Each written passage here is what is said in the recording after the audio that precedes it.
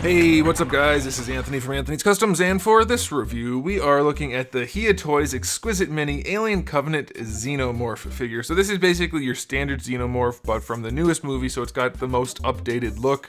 I don't know, I think people like the Xenomorphs from this movie quite a lot, even the people that didn't like the movie itself. It's a decent design for the Xenos as far as I'm concerned, so I'm happy to review it for you guys.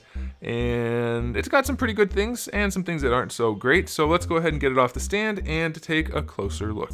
This guy stands with his body bent like this, which is kind of a neutral pose. I know you might be able to adjust that. You'll be able to get him taller or shorter depending on how you want to have him posed, but this is kind of in the middle. We're going to call it, let's just say 12 centimeters, which makes it just about a little under 4 3/4 inches. You know, like I said, very, very adjustable there, so that's just kind of to give you an idea. And the overall aesthetic on this guy is pretty much what you would expect. It's a mostly glossy black figure with a brown dry brush on top and a little bit of silver for the teeth. And that's pretty much all you really need. They did a good job though with what they had. What they had to do. So you can see, if I don't smack the camera too hard and make everything shake, hopefully it'll show up on camera. There's some brown lines across the top of his head. It's very dark brown, but it does look very nice. They did a good job and it stands out pretty well to the naked eye. On the camera, it looks like it might not be showing up due to the gloss, but it's there. You can see the brown dry brushing throughout is pretty well done. Again, it's very glossy, so that might be throwing off the look. So you're going to have to trust me if it doesn't quite show up. I can't tell for sure because it's such a dark figure. But the little bits of silver in there and the brown dry brushing all looks good. So I'm going to give this guy a 7 out of 10 for aesthetics. The sculpt's very clean. Lots of nice detail work in there. It doesn't get muddy just for being too small. And it does have the dry brushing and a few details painted in. So I like that. It's pretty good. As far as accessories go, we have 2 interchangeable hands. So we have the 2 neutral hands and then 2 more style posed hands. And then we have the mesh grating, or whatever you want to call it, base with a peg hole for the foot, and then 2 little connector pieces to connect this to other figures from the same line. So accessory-wise, only 5 out of 10. Interchangeable hands are nice, but we could definitely use some more, because why not? But it's not terrible because we did get some accessories. So moving on to the articulation. The head is on a ball peg and a hinge, I believe, on the top of that. Yes, there's a hinge and a ball peg. Could be a straight peg. Feels like a straight peg. Okay, so there's a hinge and a straight peg for the top and then a ball peg for the neck itself. So you can get pretty decent posability out of this guy. Shouldn't really be too much trouble. The jaw is hinged, which I was not expecting on a figure this size.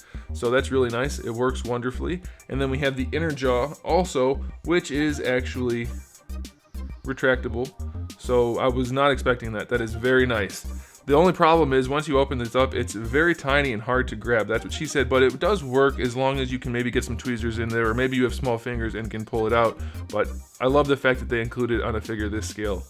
Very impressed by that. For the shoulders, we have a swivel hinge, so rotation here. Of course, it's only limited by this shoulder pad thingy up there, but you get decent range out of it, and then you do get your hinge, which goes better than horizontal, so that's nice. You get a swivel hinge for the elbow. Could be a little stiffer. It's not floppy, but it could definitely be stiffer. The hinge is pretty nice. It goes straight, obviously. A little bit better than 90, so I'll take it. And then for the wrists, just your standard swivel. Definitely would like a ball peg on that instead.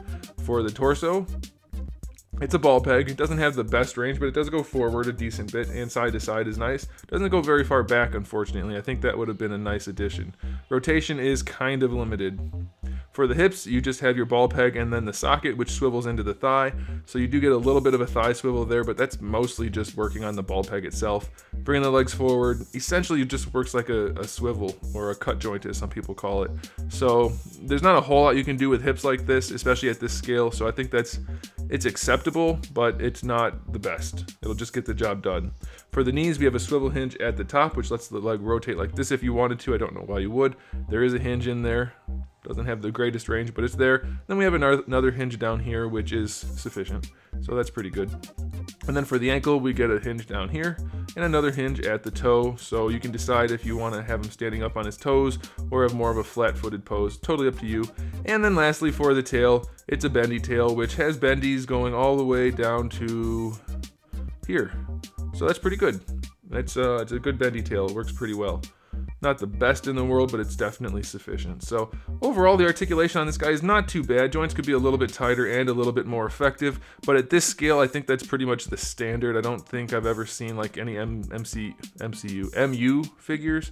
When my brother used to collect those that were like especially well articulated. So I think this is definitely a fine release as far as articulation goes, so I'm going to give it a 7 out of 10. It's, again, not like exceptionally impressive, but I think for the scale, they did some things really nicely, and then some things were just about average, so 7 out of 10 seems about right. So, time for the final verdict on this guy. I don't collect this, but if I did, this type of figure, this scale, I would be happy with it. I wouldn't be exceptionally happy with it, but I would be pleased enough to own it, and so I'm going to give this guy a 7 out of 10. He did some very nice things with this release. A couple things are just average, or maybe even lacking a little bit, but the very nice things do make it stand out, and I like that very much, and I think some of you who are interested in collecting this type of thing will be happy with that stuff too. So there it is, guys. Thanks for watching. If you did like this video, if you found it helpful or anything like that, please do give it a thumbs up. It really, really does help me out with YouTube. Their stinking algorithm. They need those thumbs up. Thumbs ups. Alright, well, we're just going to move on from that. And if you didn't like the video, well, don't give it a thumbs down because, well, that makes me feel bad. So please don't. And if you're not subscribed, you might want to think about doing that because I do have new videos out just about every single day and thousands of videos already on the channel which are there for your benefit to help you save some money and make some good buying decisions. So make sure you check out all of that stuff, come back for the new stuff, and in the meantime, keep collecting.